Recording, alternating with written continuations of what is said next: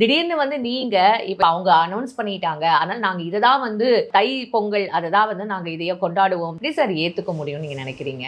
பாரதிதாஸ் என்ன சொன்னாரு?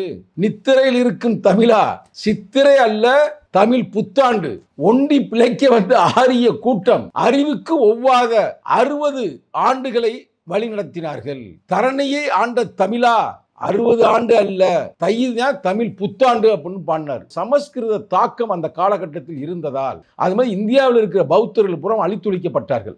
அந்த காலகட்டத்தில் தமிழ்நாடு தான் முன்னணியா இருந்த மொழியில, முதன்மையான மொழியில இங்க வந்து புகுத்துகிறார்கள். தமிழ் மொழிக்குள்ளதான் இந்த 60 ஆண்டுகளை அப்படியே புதுக்குறாங்க.